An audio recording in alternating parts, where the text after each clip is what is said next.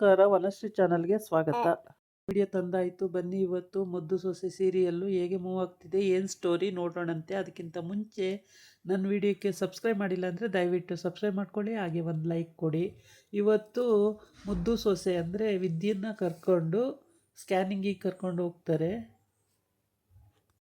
ಹೊರಟಿದ್ದಾರೆ, ಕರ್ಕೊಂಡು ಹಾಸ್ಪಿಟ್ಲಿಗೆ ಹೋಗಿದ್ದಾರೆ. ಆದರೆ ಸ್ಕ್ಯಾನ್ ಮಾಡಿಸ್ಕೋಬೇಕಾಗಿದೆ. ಅವ್ರ ಅಮ್ಮನೂ ಬಂದಿದ್ದಾರೆ ಸ್ಕ್ಯಾನ್ ಮಾಡ್ಸೋಕ್ಕೆ, ಮಗಳನ್ನ ಕರ್ಕೊಂಡು ಹೋಗೋಕ್ಕೆ ಅಂತೇಳಿ. ಜೊತೆಗೆ ನೀವಿಬ್ಬರೇ ಹೋಗೋದು ಬೇಡ, ನಾನು ಬರ್ತೀನಿ ಅಂತ ಅಜ್ಜಿನೂ ಬಂದಿದೆ.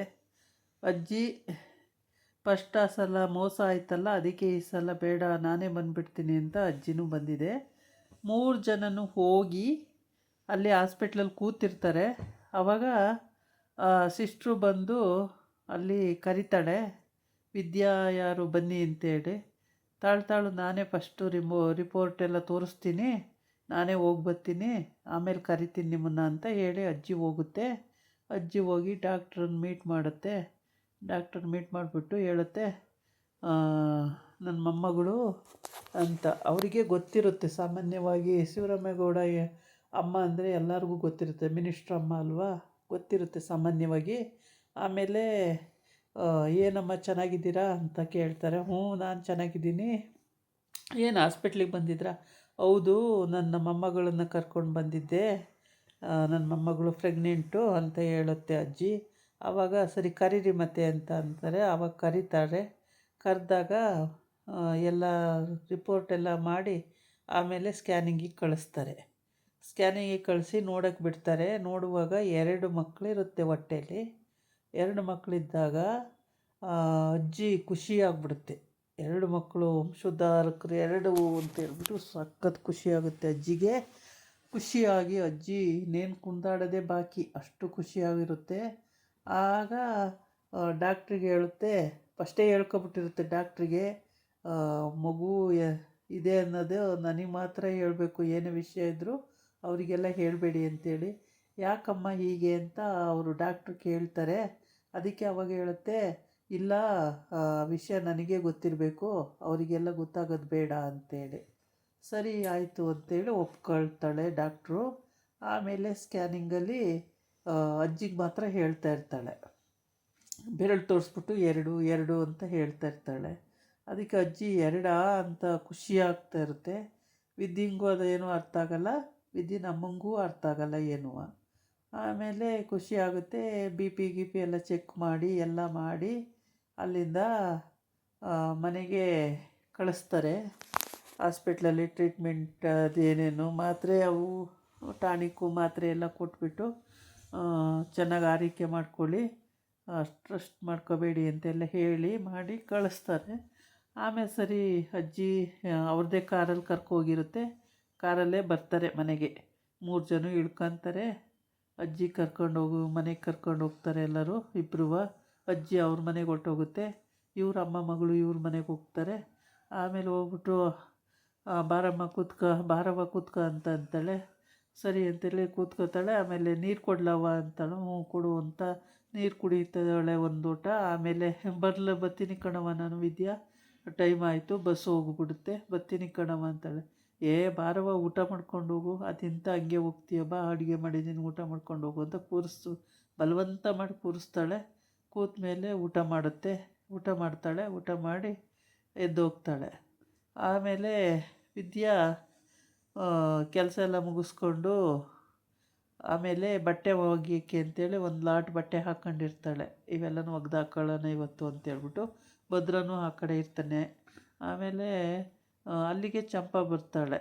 ಚಂಪಾ ಬರೋಕ್ಕಿಂತ ಮೊದಲು ಈ ಅಜ್ಜಿ ಹೋಗ್ಬಿಟ್ಟು ಮನೆಯಲ್ಲಿ ಎಲ್ಲರಿಗೂ ಮಕ್ಕಳು ಹಿಂಗಿದ್ದಾವೆ ಹಂಗಿದ್ದಾವೆ ಭದ್ರನಂಗೆ ಇದ್ದಾವೆ ಅಂತೆಲ್ಲ ಹೇಳಿರ್ತದ ಅಜ್ಜಿ. ಎಲ್ಲ ಶಿವರಾಮೇಗೌಡಗೂ ಖುಷಿ ಮುಖದಲ್ಲಿ. ಆಮೇಲೆ ಎಲ್ಲರಿಗೂ ಖುಷಿ. ಇವರೊಂದು 4-5 ಜನ ಬಿಟ್ಬಿಟ್ಟು ಮಿಕ್ಕಿದವರಿಗೆಲ್ಲ ಖುಷಿಯೋ ಖುಷಿ. ಮೋಹನ್ಗೂ ಖುಷಿ, ಮತ್ತು ಭದ್ರಂಗೂ ಖುಷಿ ಇದೆ, ಗೋವಿಂದಂಗೂ ಖುಷಿ ಇದೆ, ಶಿವರಾಮೇಗೌಡಗೂ ಖುಷಿ ಇದೆ, ಎಲ್ಲರಿಗೂ ಖುಷಿ ಇದೆ. ಸಾಮಾನ್ಯ ಇನ್ನೊಂದು 2-3 ಜನಕ್ಕೆ ಖುಷಿ ಆಗಲ್ಲ. ಅದು ಬಿಟ್ಟರೆ ಇನ್ನೆಲ್ಲರೂ ತುಂಬ ಖುಷಿ ಪಡ್ತಾರೆ. ಆಮೇಲೆ ಭದ್ರ, ಮುದುಕಿ ಸುಮ್ಮ ಕೂತ್ಕ, ಏನೇನೋ ಸುಳ್ಳು ಹೇಳ್ಬೇಡ ಅಂತ. ಸುಮ್ಮ ಕೂತ್ಕೊಳ್ಳ, ಸುಳ್ಳು ಸುಳ್ಳು ಅಲ್ಲ ಏನಿಲ್ಲ, ಎಲ್ಲವ ಇವನ ಥರನೇ ಇದ್ದಾವೆ. ಓ ನನ್ನ ಥರನೇ ಮೀಸೆ ಗಡ್ಡ ಬಂದ್ಬಿಟ್ಟವ ಅಂತ ಕೇಳ್ತಾನೆ. ಅದಕ್ಕೆ ಅಜ್ಜಿ ಸುಮ್ಮ ಕೂತ್ಕೊಳ, ಲಕ್ಷಣ ಎಲ್ಲ ಮುಖದ ಲಕ್ಷಣ ಎಲ್ಲ ಇವನ ಥರನೇ ಇದೆ ಅಂತ ಹೇಳಿದ್ರೆ ಇವನು ಏನೇನೋ ಮಾತಾಡ್ತಾನೆ ಅಂತ. ಆಮೇಲೆ ಮೋನನು ಕೂಡ ಖುಷಿ ಪಡ್ತಾಳೆ, ಶಿವರಾಮೇಗೌಡನು ಖುಷಿ ಪಡ್ತಾನೆ, ಎಲ್ಲರೂ ಖುಷಿ ಪಡ್ತಾರೆ.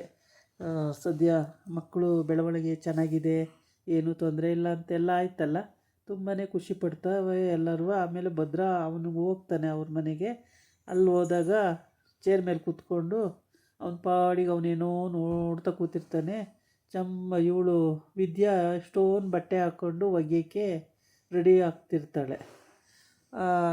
ಅದಕ್ಕಿಂತ ಮುಂಚೆ ಶಿವರಾಮೇಗೌಡಗೆಲ್ಲ ಹೇಳಿ ಮಾಡಿ ಎಲ್ಲ, ಅತ್ತೆ ನಿಮಗೇನಾದ್ರು ತರಲಾ ಅತ್ತೆ, ಹಾಲು ತರಲಾ, ಕಾಫಿ ತರಲಾ ಅಂತ ಮೋನ ಕೇಳ್ತಾಳೆ. ನನಗೇನು ಬೇಡ ತಾಳು, ಸಂತೋಷ ಆಗಿದೆ, ನನಗೆ ಎಂಥದ್ದು ಬೇಡ ಅಂತ ಹೇಳುತ್ತೆ ಅಜ್ಜಿ. ಆಮೇಲೆ ಅಲ್ಲತ್ತೆ ಅಷ್ಟು ದೂರದಿಂದ ಬಂದಿದ್ದೀರಾ, ಒಂಚೂರು ಏನಾದ್ರು ಬಾಯಾರಿಕೆ ಕುಡೀರಿ ಅತ್ತೆ ಅಂತ ಹೇಳ್ತಾಳೆ. ಎಂಥದ್ದು ಬೇಡ ನನಗೆ, ನಾನು ತುಂಬ ಸಂತೋಷವಾಗಿದ್ದೀನಿ ಅಂತೇಳಿ. ಆಮೇಲೆ ಇಲ್ಲಿ ಭದ್ರನ ಮನೆ ಮುಂದ್ಗಡೆ ಇದು ಔಟ್ ಹೌಸ್ ಮುಂದ್ಗಡೆ ಅಲ್ಲಿಗೆ ಪಾಚಿ ಕಟ್ಬಿಟ್ಟಿರುತ್ತೆ ಮಳೆ ಬಂದು ಬಂದು. ಅಯ್ಯೋ ಇಲ್ಲಿ ಅವನು ಅನ್ಸೋ ಪ್ರಕಾರ ಎಲ್ಲರೂ ಅವಳು ಬಿದ್ದುಬಿಟ್ರೆ, ಪ್ರೆಗ್ನೆಂಟ್ ಇದ್ದಾಳೆ, ಬಿದ್ದುಬಿಟ್ರೆ ಏನಾರು ಹೆಚ್ಚು ಕಮ್ಮಿ ಆಗಿಬಿಡುತ್ತೆ ಅಂತೇಳಿ ಅಲ್ಲಿಗೆಲ್ಲ ಮಣ್ಣು ತಂದು ಹಾಕ್ತಾಯಿರ್ತಾನೆ ಪಾಚಿ ಮೇಕೆಲ್ಲವ. ಆಮೇಲೆ ಈ ಕಡೆ ಸ್ವಲ್ಪ ಇರುತ್ತೆ, ವಿದ್ಯಾ ಅದೇನೋ ಎಸೆಯೋಕ್ಕೆ ಅಂತ ಬರ್ತಾಳೆ, ಜಾರ್ಬಿಡ್ತಾಳೆ. ಅವನು ಅಲ್ಲೇ ಮಣ್ಣು ಹಾಕ್ತಿರ್ತಾನಲ್ಲ, ತಕ್ಷಣ ಹಿಡ್ಕೊಂಬಿಡ್ತಾನೆ. ಹಿಡ್ಕೊಂಡು ಅವಳಿಗೆ ಏನು ಏಟಾಗ್ದಂಗೆ ಮಾಡ್ತಾನೆ. ಸದ್ಯಕ್ಕೆ ಏನು ಏಟಾಗಲ್ಲ, ಸೇಫ್ ಆಗ್ತಾಳೆ. ಆಮೇಲೆ ಅಜ್ಜಿ ಯೋಚನೆ ಮಾಡ್ತಾ ಕೂತಿರುತ್ತೆ. 2 ಬಾಳೆಹಣ್ಣು ಹಿಡ್ಕೊಬಿಟ್ಟು, ಯಾರಿಗೂ ಹೇಳಲ್ಲ, 2 ಮಕ್ಕಳು ಅಂತ ಹೇಳಿರಲ್ಲ, 2 ಬಾಳೆಹಣ್ಣು ಹಿಡ್ಕೊಬಿಟ್ಟು ಹಿಂಗೆ ನಮ್ಮನೆ ವಂಶೋದ್ಧಾರಕರು ಈ ಥರ ಹುಡ್ತಾರೆ, ಈ ಥರ ಮಾಡ್ತಾರೆ ಅಂತ ಅದೇನೋ ಕನಸು ಕಾಣ್ತಾ ಕೂತಿರುತ್ತೆ. ಈ ಮೋನನು ಮತ್ತು ಈ ಚಂಪನು ಅಜ್ಜಿಗೇನಾಯಿತು ಮಾತಾಡ್ತಾ ಇಲ್ವಲ್ಲ, ಅಜ್ಜಿ ಏನಾಯಿತು ಮಾತಾಡ್ತಿಲ್ವಲ್ಲ, ಸುಮ್ಮನೆ ಕೂತಿತ್ತಲ್ಲ ಬಾಳೆಹಣ್ಣು ಇಟ್ಕೊಂಡು ಅಂತ ಅವರು ಮಾತಾಡ್ಕೊಂಡು ಅಮ್ಮಮ್ಮ ಅಮ್ಮಮ್ಮ ಅಂತಾರೆ. ಅತ್ತೆ ಅತ್ತೆ ಅತ್ತೆ, ಅಮ್ಮಮ್ಮ ಅತ್ತೆ, ಅಮ್ಮಮ್ಮ ಅತ್ತೆ. ಆಮೇಲೆ ಲಾಸ್ಟಿಗೆ ಅಮ್ಮಮ್ಮ ಅಂತಾಳೆ. ಆಗ ಅಂತ ಒಂಥರ ಬೆಚ್ಚಿ ಬಿದ್ದಂಗೆ ಹೇಳುತ್ತೆ. ಆವಾಗ ಈ ಕಡೆ ಬಂದು ಶಿವರಾಮ ಇವನು ಭದ್ರ ಅವನ ಪಾಡಿಗೆ ಅವನೇನೋ ನೋಡ್ತಾ ಕೂತಿರ್ತಾನೆ. ಚಂಪಾ ಅಲ್ಲಿಗೆ ಬರ್ತಾಳೆ. ಏನು ಮಾಡ್ತಿದ್ದೀಯ ವಿದ್ಯಾಕ್ಕ ಅಂತ. ಅಯ್ಯೋ ಏನು ಮಾಡಲಿ ಚಂಪಾ, ಅಡುಗೆ ಊಟ ಆಯಿತು, ಈಗ ಸ್ವಲ್ಪ ಬಟ್ಟೆ ಒಕ್ಕೋಬೇಕು, ಸುಮಾರು 1 ವಾರದ್ದೆಲ್ಲ ಬಟ್ಟೆ ಇದೆ, ಅವೆಲ್ಲ ಒಗ್ದಾಕ್ಬೇಕು ಇವಾಗ ಅಂತ ಹೇಳಿ ಅಂತಾಳೆ. ಅದಕ್ಕೆ ಚಂಪಾ ಅಂತಾಳೆ, ವಿದ್ಯಾಕ್ಕ ನೀನು ಯಾಕೆ ಒಗಿಯಕ್ಕೆ ಹೋಯ್ತೀಯ, ತಂಬ ಇಲ್ಲಿ ನಾನು ಒಗಿದಾಕ್ತೀನಿ ಅಂತ ಹೇಳ್ಬಿಟ್ಟು ಇಸ್ಕೊಳಕ್ಕೆ ಹೋಯ್ತಾಳೆ.